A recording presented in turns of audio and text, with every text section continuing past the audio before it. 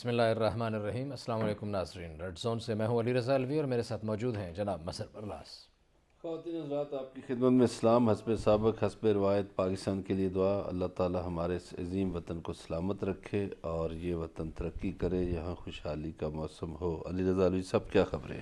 جی، opposition کے اندرونی اختلافات اور دوستوں کے روٹھنے منانے کی صدائے بازگشت تو پاکستان کے سیاسی افق پہ چل ہی رہی ہے، لیکن آج وفاقی کابینہ کے اجلاس میں بھی اپوزیشن اتحاد کے لیے ایک اور بڑی مشکل کا اعلان کر دیا گیا ہے۔ براڈ شیٹ جس پہ اپوزیشن بات چیت کر رہی تھی، اپوزیشن کے اپنے پاؤں کی زنجیر بنتا نظر آ رہا ہے، اور جسٹس ریٹائرڈ عظمت سعید کھوسا کی سربراہی میں براڈ شیٹ تحقیقات کے لیے انکوائری کمیشن تشکیل دے دیا گیا ہے۔ یہ کمیشن حدیبیہ پیپر ملز اور سر محل کی بھی دوبارہ تحقیقات کرے گا۔ اس اجلاس میں F9 کی بجائے اسلام آباد کلب گروی رکھنے کی منظوری دے دی گئی۔ البتہ وفاقی کابینہ میں موجود ایک وزیر نے کہا کہ علامتی طور پر ہی چیزیں گروی رکھنی تھیں تو ایوان صدر رکھ دیتے۔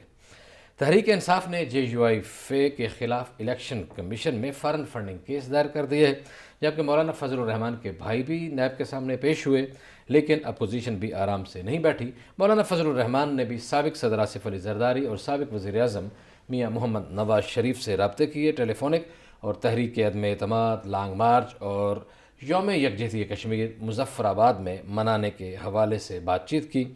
ویسا ہی جیسا کہ آج وزیر اعظم عمران خان نے وفاقی کابینہ کے اجلاس میں اس بات کا اندیا دیا کہ وہ کسی صورت میں اپوزیشن کو نہیں چھوڑیں گے اور براڈ شیٹ کیس کے معاملے میں بھی بالکل کوئی نرمی نہیں برتیں گے، تو ویسے ہی مولانا فضل الرحمان کی طرف سے بھی ایک بیان سامنے آیا۔ انہوں نے کہا ہے کہ ہاں، حکومت سے مذاکرات ہو رہے ہیں، نہ ہی اسٹیبلشمنٹ سے ہو رہے ہیں، اور نہ ہی مذاکرات کریں گے، اور مذاکرات کی صرف ایک ہی صورت ہے، جس نے بات چیت کے لیے آنا ہے وہ مطالبات پورے کر کے آئے۔ پھر آج بھارت کے یوم جمہوریہ جو ہے وہ یوم سیاہ کے طور پر منایا گیا۔ آج وہاں ٹینکوں کی پریڈ کے بجائے ٹریکٹروں کی پریڈ نظر آئی۔ جگہ جگہ رکاوٹیں تھیں، رکاوٹوں کو توڑ کے کسان جو ہیں لال قلعہ پہ پہنچے، یہی ان کی منزل تھی، اور وہاں جا کے انہوں نے اپنا پرچم لہرا دیا۔ اس پہ بھی بات کریں گے، اور چیئرمین نیب نے بھی آج کچھ گفتگو کی ہے اور کچھ بزنس کمیونٹی کے لیے انسینٹیوز کی بات کی ہے۔ بلکہ صرف یہی نہیں، انہوں نے یہ بھی بتایا کہ ایک ہاؤسنگ سوسائٹی نے تو انہیں بھی چونا لگانے کی کوشش کی، اس پر بھی بات کریں گے۔ جی مسر برلاس صاحب، آپ کی طرف بڑھتے ہیں کہ وزیر اعظم نے آج وفاقی کابینہ کے اجلاس میں جسٹس ریٹائرڈ عظمت سعید کھوسا کی سربراہی میں براڈ شیٹ کے لیے ایک انکوائری تحقیقاتی کمیشن جو ہے وہ بنا دیا گیا ہے۔ میرا خیال ہے کہ یہ کوئی پرنٹ آپ کو ٹھیک نہیں ملا۔ ایک تو ان کا نام عظمت سعید شیخ ہے، جی تو ہاں، عظمت سعید شیخ صاحب، جی جی تو عظمت سعید شیخ جو ہیں یہ ایک ایسے جج ہیں جو فنانشل معاملات کو بہت عمدہ طریقے سے سمجھتے ہیں۔ صحیح۔ یہ عدلیہ کے اندر جو باتیں ہوتی ہیں، جو ہم سنتے رہتے ہیں کہ جو بھی ججز، جب یہ پاناما کا کیس کھلا تھا اس وقت بھی یہ سپریم کورٹ میں تھے، صحیح ہے۔ تو عظمت سعید شیخ صاحب کے بارے میں یہ بات مسلمہ حقیقت ہے کہ وہ فنانشل میٹرز کو بہت اچھے طریقے سے سمجھتے ہیں۔ بلکہ اس دوران جب کوئی کیس آ جاتے تھے نا مالیاتی حوالوں سے، تو عظمت سعید شیخ صاحب کے حوالے کر دیے جاتے تھے۔ ایک تو یہ ان کا ماضی کا ریکارڈ ہے۔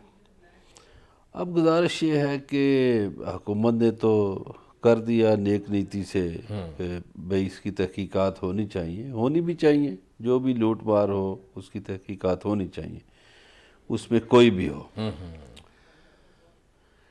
اب وہ جو اپوزیشن والے ہیں، نون لیگ والے، وہ اس لیے ان کو تنقید کا نشانہ بناتے ہیں یا ان پر انگلی اٹھاتے ہیں یا حرف اٹھاتے ہیں، اس لیے کہ یہ اس بینچ میں شامل تھے جنہوں نے پاناما کے حوالے سے فیصلہ دیا تھا، نواز شریف کے حوالے سے۔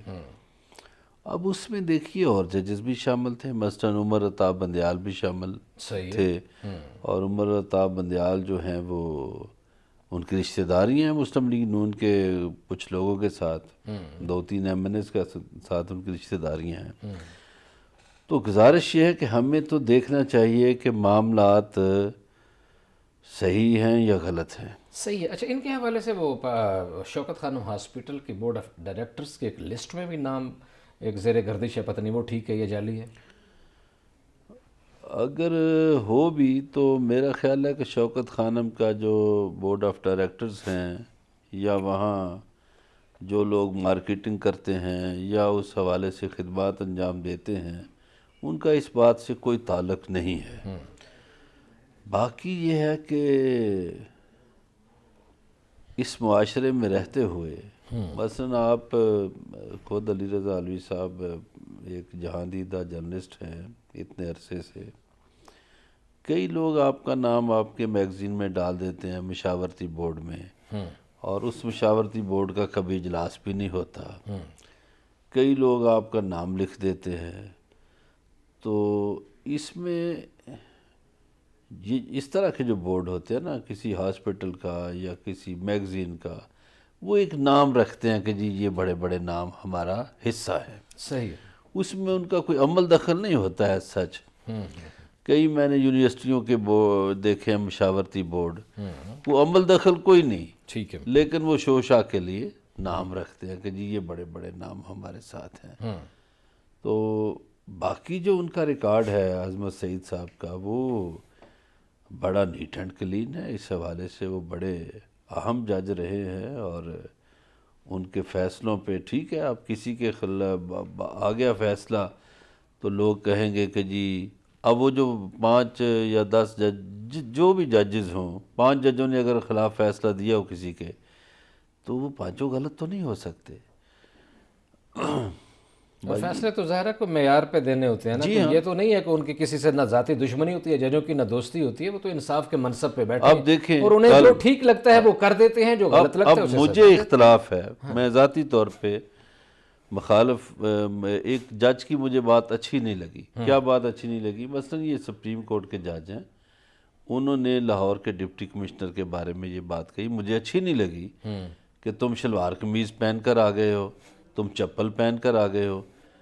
تو اگر میں ان کی جگہ ہوتا تو میں وہیں کھڑا ہو کے اکڑ جاتا کہ یہ میرا فخر ہے، میں نے تمہاری طرح غلامی کا طوق نہیں پہنا ہوا، اس لیے کہ شلوار قمیض ہمارا قومی لباس ہے، چپل ہمارے دیہاتوں میں شہروں میں سب لوگ یہ پہنتے ہیں، یہ جو پشاوری چپل ہے، اور ہمارا تو وزیر اعظم بھی یہ پہنتا ہے۔ تو گزارش یہ ہے کہ وہ ججز کو بھی میں سمجھتا ہوں یہ بات نہیں کرنی چاہیے تھی۔ میں ذاتی طور پر یہ کہتا ہوں کہ جسٹس منظور ملک نے یہ بات بہتر نہیں کی، اس سے قوم کے دل رنجیدہ ہوئے۔ جو لوگ مثلا ہمارے دادا جو ہے وہ تو شلوار قمیض بھی نہیں پہنتے تھے، وہ تو تہمت کرتا پہنتے تھے، تو کیا اگر کوئی بندہ خصہ پہن کر آ جائے، تہمت کرتا پہن کر آ جائے، بہت سارے لوگ ایسے تو آپ اس کے لباس پہ کیوں تنقید کرتے ہیں؟ اور شلوار قمیض قومی لباس ہے، اس پر انہوں نے تنقید ایسے کی، غصہ انہیں پتہ نہیں کسی اور بات پر ہوگا، اور انہوں نے اس پر چڑھائی کی، نہیں کرنی چاہیے تھی۔ اچھا، یہ اسی طرح کے سارے ہی معاملات اکٹھے ہو رہے ہیں، یہ کرپشن سے ریلیونٹ جی چیزیں۔ مراد سعید نے بھی آج اپنے NHA میں کہا ہے کہ وہ ساری فائلیں نکالو، ان میں جھاڑ پونچھ کرو، ان کو سے کاغذ نکالو اور دیکھو کہ جو بنائے گئے تھے روڈز، جن میں کوئی لے آؤٹ پلان میں تبدیلی، PC1 میں، PC2 میں، PC3 میں کوئی تبدیلیاں ہوئی ہیں، تو کچھ نکال کے لے آؤ کہ نواز شریف اور ان کے سارے لوگوں نے کتنی کرپشن کی ہے، ہم نے بہت سارے مقدمات نئے بنانے ہیں۔ اصل بات یہ ہے کہ جی کرپشن تو ہوئی ہے، مگر جو اصل بات ہے وہ یہ ہے کہ کیسز بھی آپ نے بنا لیے یا بنا رہے ہیں، کچھ نئے مزید بنانے ہیں، بنا لیں، وہی کوئی معاملہ ہوگا تو کیس بنے گا نا۔ قوم کو ابھی تک کیا وصولی ملی ہے؟ سوال ہے بہت بڑا۔ اصل بات تو یہ ہے کہ پاکستانی لوگوں کا پیسہ، ہمارے لوگ جو بیچارے آج سے 30-35 برس پہلے ایک آدمی کماتا تھا اور 10 کھاتے تھے، آج 10 کماتے ہیں تو ایک کو کھلانا مشکل ہے۔ وہ جو پاکستانی سوسائٹی میں یہ بدبختی کا پہلو آیا، اس سے ہمارا مشترکہ خاندانی نظام بھی ٹوٹا، اس سے لوگ بیچارے بے حال بھی ہو گئے، اور یہ 30-35 سالوں کی کمائی ہے، اس میں ہمارے سیاستدان بالکل ملوث ہیں۔ ان کا کام تھا نظام کو سیدھا رکھنا، ان کا کام تھا ہیلتھ اور ایجوکیشن کے سیکٹر کو بچانا، ان کا کام تھا لوگوں کی بھلائی کا خیال رکھنا، وہ انہوں نے نہیں رکھا، انہوں نے لوٹ مار کی۔ صحیح۔ اور 92 کے بعد تو بہت لوٹ مار اس لیے ہوئی کہ وہ جو ایک کوئی قانون تھا کہ پاکستانی بیرون ملک جائیداد نہیں رکھ سکتے، وہ کسی کتابوں میں دب گیا، پتہ نہیں کہاں رہ گیا۔ اب کرپشن تو ہوئی، لیکن کرپشن کے ماہرین ایسے ہیں، میرا خیال ہے کہ جو وائٹ کالر کرائم ہے اس کے شاید سب سے بڑے ماہرین پاکستان میں بستے ہیں۔ ابھی کل ایک نواز شریف کے دور کا وزیر لندن میں وزٹ ہوا، بظاہر وہ بڑا نمازیں پڑھتا ہے، لیکن میں سمجھتا ہوں کہ ایسی نمازوں کا کیا فائدہ کہ جب آپ اپنی دھرتی کو لوٹ کر جا رہے ہوں، آپ کرپشن کا کھیل رچا رہے ہوں، صحیح ہے، اور آپ ایک خاندان کے تحفظ کے لیے جھوٹ بھی بولیں، ملک بھی لوٹیں، کرپشن بھی کریں۔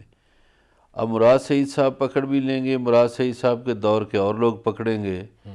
ابھی مراد سعید صاحب کے دور ہی میں ایڈی کی وزارت میں محکمہ ڈاک میں کوئی کرپشن کا کیس آیا ہے، بہت بڑا سکینڈل آیا ہے، اس کی تحقیقات ہو رہی ہیں، اس لیے کہ وزیر اعظم نے سیکرٹری مواصلات کو اور جو ڈی جی ہے پوسٹل سروسز کا ان دونوں کو بلایا۔ یہ ایک بڑا سکینڈل ہے، تو مراد سعید صاحب کو اس کا بھی جواب دینا ہوگا، ان کے زیر سایہ ہوا، ان کی وزارت میں ہوا۔ لیکن پاکستانی کے طور پر سوال پھر وہیں کھڑا ہو جاتا ہے کہ پاکستان کا لوٹا ہوا پیسہ واپس کیوں نہیں آیا، یا نیب نے ریکوریاں اس حساب سے کیوں نہیں کی، یا اینٹی کرپشن نے ریکوریاں کیوں نہیں کی، یا ایف آئی اے نے ریکوریاں کیوں نہیں کی۔ تو ہمیں تو چاہیے کہ ہمارے ملک کا جو پیسہ لوٹا گیا ہے وہ واپس ملے۔ اچھا، یہ اپوزیشن والے کہتے ہیں کہ بی آر ٹی میں بھی بہت کچھ مال پانی آگے پیچھے ہوا، منصوبہ کہاں سے کہاں پہنچ گیا، ڈبل ٹرپل پہ جا پہنچا، تو کوئی اس میں بھی واقعی کچھ ایسا ہوا ہے یا ہمیں ہی جھوٹ بولتے ہیں یہ اپوزیشن والے؟ نہیں، جھوٹ سچ کی بات نہیں ہے۔ دیکھیں، بی آر ٹی میں کرپشن ہوئی ہو یا کہیں پر بھی ہوئی ہو، ہمیں ایک لائن ڈرا کرنی ہے بسید قوم کہ کیا ہم کرپشن کے خلاف ہیں یا نہیں ہیں۔ اگر ہم کرپشن کے خلاف ہیں تو پھر کوئی بھی کرے، خواہ وہ امام مسجد ہی کیوں نہ ہو، تو اس کو سزا ملنی چاہیے۔ ٹھیک ہے۔ اور اگر ہم کرپشن کے خلاف نہیں ہیں تو پھر کالا چور بھی کرپشن کرے، ہمیں غرض نہیں ہونی چاہیے۔ تو یہ تو لائن ڈرا کرنے والی بات ہے نا کہ ہم بسید قوم، بسید ریاست پاکستان اور پاکستانی ریاست کے ادارے کرپشن کے اگر خلاف ہیں تو پھر انہیں کسی کو معاف نہیں کرنا چاہیے۔ کیا واقعی اور میں سمجھتا ہوں نیب لاہور نے، علی رضا صاحب، بڑا اچھا کام کیا ہے۔ انہوں نے اپنے ایک ڈائریکٹر کے خلاف انکوائری کھول دی ہے، ان کو رپورٹ نیب پہ ہم ملی نے تھی۔ بڑی تفصیلی بات کرنی ہے، ابھی نیب کی طرف ہم نے جانا ہے، اور بلکہ یہ اچھا اسی پہ ہم فی الحال کہ آپ کو یہ بڑی خوبصورت بات ہے، سننے کے لیے بڑی پیاری ہے، کانوں میں شہد جیسا رس گھولنے والی بات ہے کہ تمام لوگوں کے خلاف کارروائی ہونی چاہیے جنہوں نے ملک لوٹا ہے۔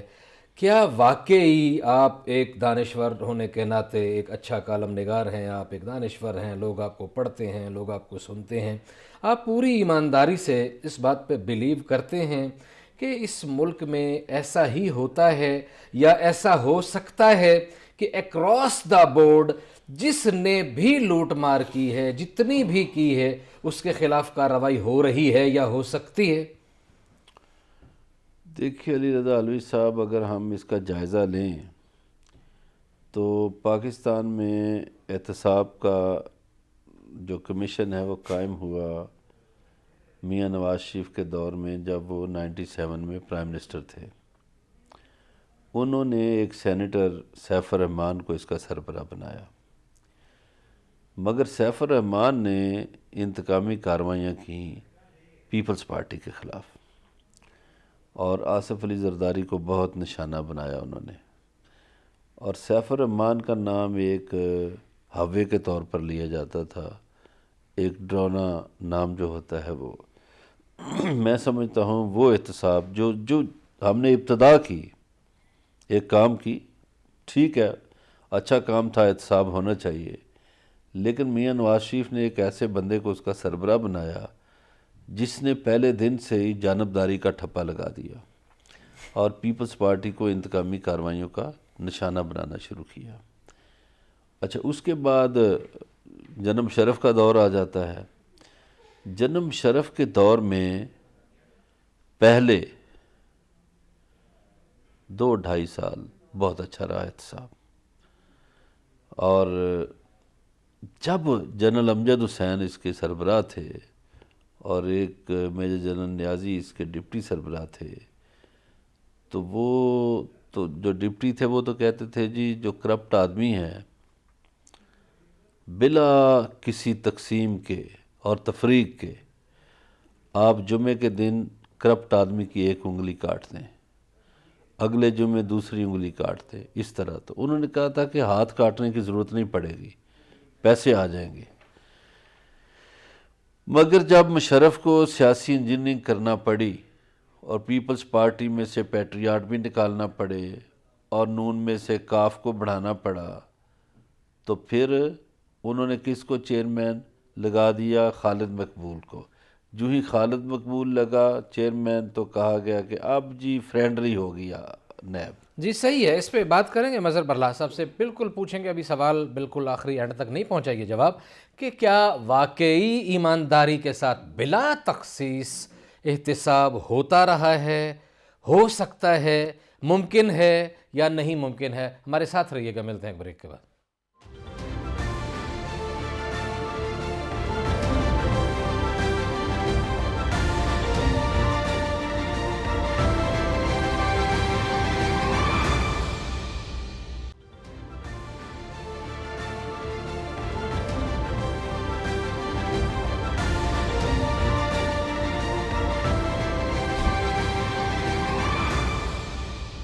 ویلکم بیک ناظرین، بریک پہ جانے سے پہلے بات یہ ہو رہی تھی کہ کیا احتساب کے نام پہ صرف ہمیشہ سیاسی انجینئرنگ کی جاتی رہی ہے، یا پوزیشن کو ہی نشانہ بنایا جاتا رہا ہے، یا ایمانداری سے بھی کبھی احتساب ہوا ہے، اور کیا اب بھی پوری ایمانداری سے ہی احتساب ہو رہا ہے، یا صرف اپوزیشن کو کھڑے لائن لگانے کے لیے، نشان عبرت بنانے کے لیے کوششیں کی جا رہی ہیں؟ مظہر برلا صاحب بتا رہے تھے کہ سابق فوجی عامر مشرف کے زمانے میں شروع میں پرویز مشرف کے زمانے میں شروع میں 2-2.5 برس تو احتساب بالکل ٹھیک ہوا، لیکن پھر آگے جب انہیں سیاستدانوں کی ضرورت پڑی تو پھر وہ احتساب جو ہے آہستہ آہستہ ہومیوپیتھک ہوتا چلا گیا، نرم و نازک ہوتا چلا گیا۔ جی مظہر برلا صاحب آپ بات کر رہے تھے۔ پھر اس دور میں جنم شرف نے 2 مرتبہ این آر او دیا۔ ایک مرتبہ جب شریف فیملی گئی تو این آر او ملا، پھر جب ان کی واپسی ہوئی تو این آر او ملا، اور اس دوران پھر نیب ظاہر ہے خاموش رہا۔ اور جب انہوں نے اپنی ٹیم بنا لی، انجینئرنگ کر لی 2002 کے الیکشن کے بعد، تو نیب کو چپ کا روزہ رکھوا دیا گیا۔ اچھا، اس این آر او کے لیے حوالے سے بھی ایک میں بات پوچھنا چاہوں گا۔ میں چاہتا ہوں کہ کچھ چیزیں جو ہیں یہ آپ جیسے دانشور کی زبان سے تاریخ کا حصہ بن جائیں اور ٹھیک ہو جائیں۔ یہ این آر او سیاستدانوں کو ہی ملا تھا، یا ان سیاستدانوں نے جلا وطنی اختیار کر کے ملک سے باہر جا کے سیف راستہ اختیار کر کے اس ڈکٹیٹر کو بھی این آر او دیا تھا کہ تو مزے سے اقتدار سنبھال لے رکھ؟ نہیں، اس کو نہیں دیا تھا۔ یہ ایک اور طرف بات نکل جائے گی کہ اقتدار کی رسا کشی میں کیا کچھ ہوتا ہے۔ فی الحال ہم میرے خیال نیب پہ بات کر رہے ہیں۔ اس کے بعد جی 2008 میں پیپلز پارٹی کی حکومت آ گئی وفاق میں، پنجاب میں مسلم لیگ نون کی حکومت تھی، تو انہوں نے پھر 10 سال چپ کا روزہ رکھوائے رکھا نیب کو۔ کنہوں نے؟ مسلم لیگ نون اور پیپلز پارٹی نے۔ ٹھیک ہو گیا۔ اچھا، شروع میں بخاری صاحب ایک چیئرمین آئے، انہوں نے کہا کہ اتنے ارب کی روزانہ کرپشن ہوتی ہے، اور پھر انہوں نے ایک بندے کو قمر زمان کو چیئرمین لگایا، وہ بالکل ہی خاموش رہے۔ اب 10 سالوں کے بعد جب یہ جو جسٹس جاوید اقبال کو لگایا، یہ لگانے والے بھی حالانکہ مسلم لیگ نون کی حکومت میں یہ لگے، تو مگر انہوں نے چیئرمین کا عہدہ سنبھالتے ہی خود کو ثابت کیا کہ یہ ایک محرک آدمی ہیں، متحرک رہنے والے آدمی ہیں، اور انہوں نے نیب کے پرانے کیسز کھول دیے۔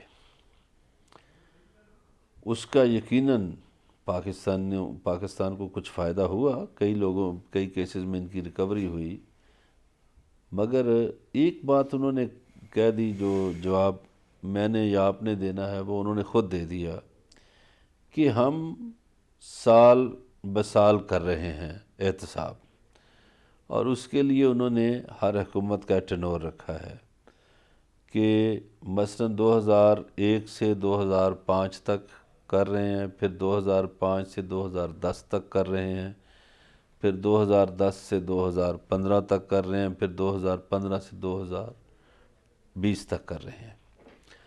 اب اس میں اتفاق یہ ہے کہ زیادہ تر لوگ نون لیگ کے آ جاتے ہیں اور پیپلز پارٹی کے آ جاتے ہیں، چونکہ ان کی حکومتیں رہیں۔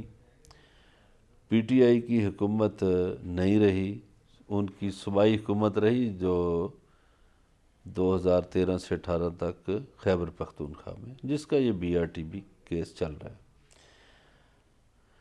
ابھی آپ دیکھیے کہ جو کافلی کے دور میں وزیر رہے تھے، مشرف دور میں صوبے کے، مثلا عبدالعلیم خان رہے یا سبطین خان رہے، وہ نیب بھگت رہے ہیں۔ میں سمجھتا ہوں کہ ہمیں ایک مثبت سوچ کے تحت اس بات کو لینا چاہیے، اور ہمیں جسٹس جاوید اقبال کی اس بات پہ یقین کر لینا چاہیے کہ ٹھیک ہے جی، نیب جانبدار نہیں ہے، غیر جانبدار ہے، سب کا احتساب ہوگا۔ ہم تو یہ کہتے ہیں کہ سب کا احتساب ہو اور اس ملک کا لوٹا ہوا پیسہ واپس آئے۔ اب اس میں جب حکومتی لوگ ایک دوسرے کو تحفظ دیتے ہیں یا ایک تاثر ابھرتا ہے، یہ تاثر بھی نہیں ابھرنا چاہیے۔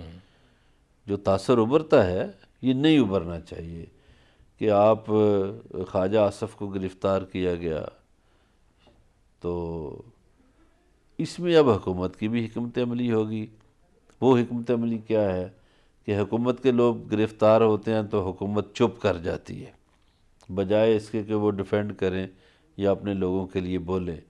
مثلا سبطین خان کی گرفتاری ہوتی ہے تو پی ٹی آئی گورنمنٹ چپ رہتی ہے، عبدالعلیم خان کی گرفتاری ہوتی ہے تو گورنمنٹ چپ رہتی ہے، مگر خواجہ آصف کی گرفتاری ہوتی ہے تو نون لیگ بولتی ہے۔ اس میں بھی ایک بات یہ ہے کہ اپوزیشن میں بولنا بہت آسان ہوتا ہے، شاید حکومت میں بولنا اتنا آسان نہیں ہوتا۔ ہم تو ویسے حکومت کی طرف سے بھی بات بولنے والے لوگ دیکھتے ہیں، یہاں بھی بہت ہی بولتے رہے ہیں، حکومت والے بھی، حکومت کے بہت سارے وزیر شزیر جو ہیں ان کی بہت ساری گفتگو ہوتی ہے، لیکن خیر یہ جملہ معترضہ نہیں ہے۔ اگلی بات یہ آپ نے چیئرمین نیب کی بات کی، چیئرمین نیب نے بھی آج بات کی، وہ ملے، تاجروں سے ملے، اور انہوں نے بتایا کہ انہوں نے بہت سارے پیسے جو ہیں وہ لیے ہیں، وصول کیے ہیں، 2.5 ارب کی رقم ریکور کی ہے، اور انہوں نے کہا کہ ڈکیتی کی نظر جو 400 ارب سے زائد جو رقم تھی وہ ریکور کیا، کوئی آسان کام نہیں ہے جتنا کام ہم کر رہے ہیں۔ اور انہوں نے یہ بھی بالکل اس امپریشن کو بھی انہوں نے نفی کی، انہوں نے کہا ایسی کوئی بات نہیں ہے کہ ہم کسی ایک کے خلاف کام کرتے، ہم جو ہے وہ کام کر رہے ہیں اور بلا تخصیص کر رہے ہیں۔ اب جی دیکھیے، میں اس بات کو اس لیے مانتا ہوں کہ جسٹس جاوید اقبال جو ہیں یہ میاں نواز شریف کے بڑے قریب رہے ہیں، اور جن دنوں میں وہ جج ہوتے تھے ان دنوں بھی قریب ہوتے تھے۔ پھر ان کو جب لگایا گیا تو ان پہ کوئی ایسا حرف نہیں اٹھایا کسی نے بھی کہ وہ کوئی متنازع جج ہیں یا اس طرح کے ہیں۔ تو اگر وہ اس منصب کو، اس ذمہ داری کو احسن طریقے سے نبھا جاتے ہیں تو میں سمجھتا ہوں کہ یہ ایک بڑی کامیابی ہوگی۔ کیسز جو بھی کرپٹ ہے اس کے خلاف بننے چاہیے، وہ کوئی بھی ہو، کسی کا بھی رشتہ دار ہو، کسی کا بھائی ہو، بہن ہو، فلاں ہو۔ اور یہ ہمارے سیاسی پارٹیاں، اب پتہ نہیں پی ٹی آئی بھی اس میں ہوگی، ساری جماعتیں، یہ دیکھیے جب کسی خاتون کے خلاف کیس بنتا ہے تو یہ بہانے تراشنا شروع کر دیتے ہیں کہ جی ہاں جی وہ خاتون ہے، فلاں خاتون ہے۔ او بھائی، آپ نے کرپشن کی کمائی کیوں خواتین کے کو دی، یا خواتین کے نام پر کیوں ایسا ہوا؟ صحیح، چلیں کوئی بھی ٹھیک ہے، ہو، ہم چیئرمین صاحب کی جیسے بات کی یہ طرف پھر واپس بڑھتے ہیں۔ ابھی آپ سرگودا کے جرنلسٹ بولیں گے تو وہ کہے گی کمشنر کہ میں خاتون ہوں تو میرے خلاف جی اس لیے بول رہے ہیں۔ بھائی خاتون ہونا کوئی یہ نہیں ہے، جب آپ سسٹم میں آ گئی ہیں تو آپ کو جواب دینا پڑے گا۔ آپ کمشنر ہیں، آپ وزیر ہیں، یا سیاستدان ہیں، یا جرنیل ہیں، یا جج ہیں، آپ اگر سسٹم میں آ گئے ہیں آپ کو جواب دہ لیکن وہاں ہونا۔ کچھ نہیں ہوا، آپ نے اتنی گفتگو کی اور ہم نے بھی، اور وہاں کچھ بھی نہیں، کوئی کسی کا بال بیکا نہیں کر سکتا، کیونکہ ان کے پنجے بڑے مضبوط ہیں۔ بے شک کو مرنے والے مر جائیں، ایمبولنسوں والے مر جائیں، لاشیں جو ہیں وہ جل کے راکھ ہو جائیں، برف بن جائیں، کوئی پوچھنے والا نہیں حضور ہے۔ میں آپ سے یہی کسی تو کی روزانہ، اجازت نہیں ہے کہ آپ کسی کی گاڑی کو سائرن دیں کیونکہ وہ حضور افسر ہیں۔ یہی تو گزارش ایمبولینس روزانہ والوں کو بھی کرتا اجازت ہوں نہیں ہے، کہ انہوں نے اور کوئی پوچھنے والا نہیں ہے۔ یہ انصاف کا دور ہے۔ سسٹم یرغمال بنایا ہوا ہے، اور بیوروکریسی کے خلاف فیصلے نہیں ہونے دیتی، نہیں کرنے دیتے۔ اب دیکھیے وہ جو ڈرائیور بیچارہ بند رہا وہ کیا انسان نہیں؟ اور اگر اخلاقیات زندہ تھی کمشنر کے اندر، اگر کوئی مذہبی رمق زندہ تھی، تو کیا کوئی اخلاقی جواز ہے کہ کسی عام آدمی کو آپ 2 دن اندر رکھے بلا وجہ؟ اور کیا اخلاقی جواز ہے کہ آپ سڑک پہ ٹراں کرتے پھریں؟ اور پھر جھوٹ یہ بھی بولیں، اور وہ جو اندر رکھنے کے جو جواز اور علامات اور نشانات ہیں ان کو بھی مٹا دیں۔ یہ بات چیت کا سلسلہ جاری ہے۔ ہمیں بریک پہ جانا ہے مظہر برلاس صاحب، ملتے ہیں ایک بریک کے بعد، ہمارے ساتھ رہیے گا۔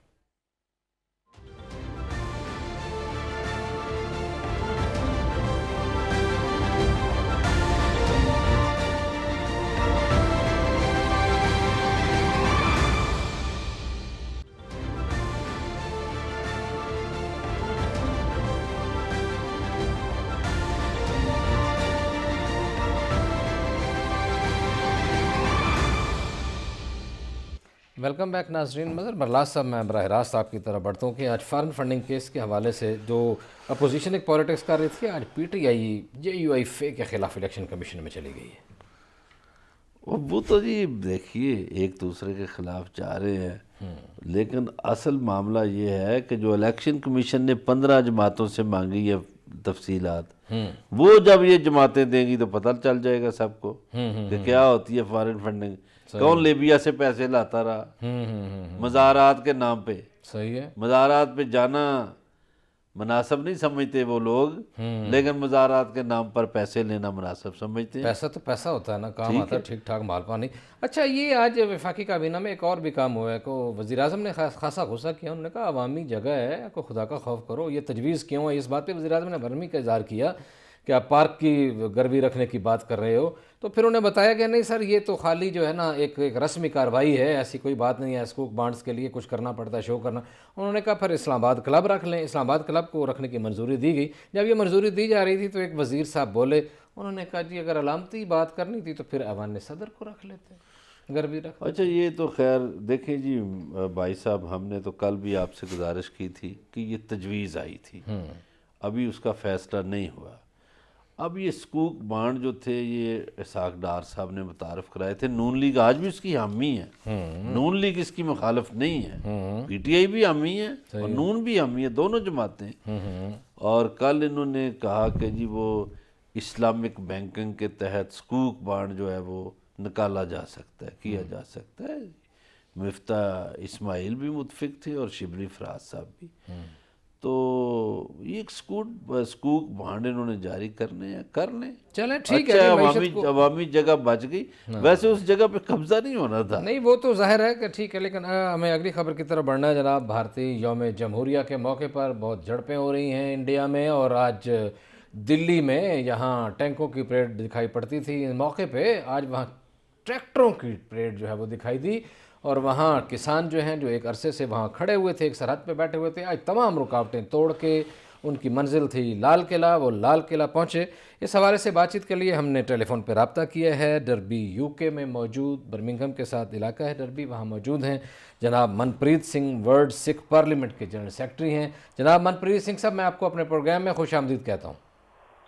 جی سر، بہت بہت آپ کا شکریہ جو آپ نے ہمیں استقبال کرنے کا یہاں پہ موقع دیا، اور عوام کے جو हवाले से आपने हमारी आवाज जो आवाम तक पहुंचाने के लिए हमें मौका दिया, उसके लिए आपका बेहद शुक्रिया। मनप्रीत सिंह जी, ये बताएं कि आज भारत का यौम जमहूरिया है और वहाँ लाल किले पे दिल्ली में परचम अपना लहरा दिया गया है, वहाँ वाला परचम हटा दिया गया है, सारी रुकावटें तोड़ दी गई हैं, ट्रैक्टर ही ट्रैक्टर, किसान बड़े मुश्तइल जो सब्र से काफ़ी दिनों से सरहद पे आराम से दिल्ली के बाहर बैठे हुए थे। बिल्कुल जी बिल्कुल, सबर का जो इम्तिहान मोदी सरकार ने पिछले दिनों में लिया है, जो 3 कानून पास करके जो किसानों से, जिसको अन्नदाता कहा जाता है, उससे उसका ही जो घर पेट भरने का जो साधन छीनने की इन्होंने कोशिश की है, ये उसी का नतीजा है। आज दिल्ली में 2 परेडें थी, एक वो जो आजादी का जश्न मना रहे हैं और एक वो जो ये ऐसी जिसका नाम तो आजादी है पर इसमें सिर्फ और सिर्फ बर्बादी हुई है, सिर्फ और सिर्फ धोखा हुआ है पंजाबियों के साथ, सिखों के साथ। ये 2 काफिले थे। तो जो दूसरा काफिला था उसने वही किया जो बहुत साल पहले हमारे जो बुजुर्ग थे बघेल सिंह, उन्होंने 3 बारी दिल्ली को जीता था।